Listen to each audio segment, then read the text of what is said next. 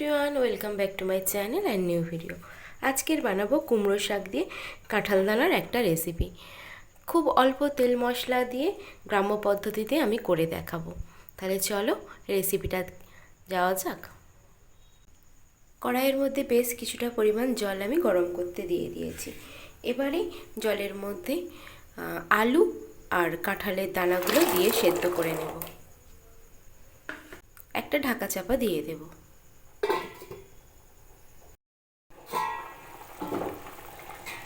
জলটা ভালো করে ফুটে গেছে। এবারে দিয়ে দেব পরিমাণ মতো নুন আর হলুদ।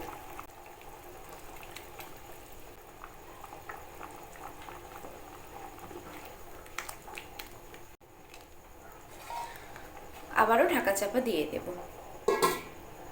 5 মিনিট হয়ে গেছে। আলু আর কাঁঠাল দানাগুলো সেদ্ধ করতে দিয়েছি। এবারে কেটে ধুয়ে রাখা শাকটাও দিয়ে দেব।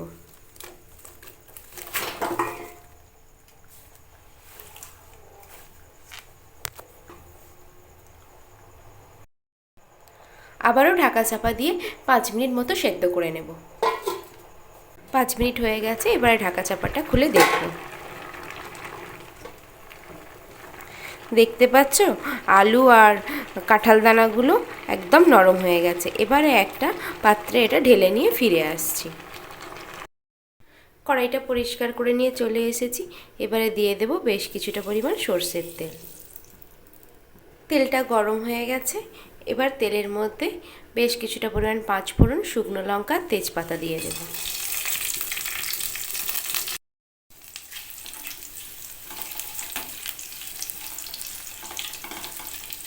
এবারে সেদ্ধ করে রাখা ডাঁটা আলুটা দিয়ে দেব।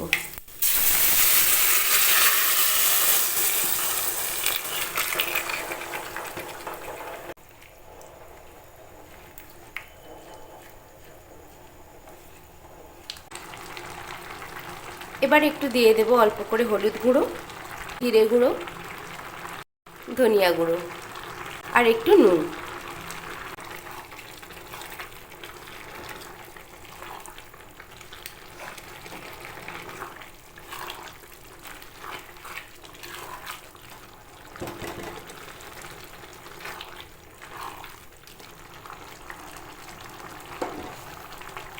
গুঁড়ো মশলাগুলো দিয়ে ভালো করে ফুটে গেছে। আর যেহেতু কুমড়ো শাক, তাই জন্য দিয়ে দেবো 1 চামচ পরিমাণ চিনি।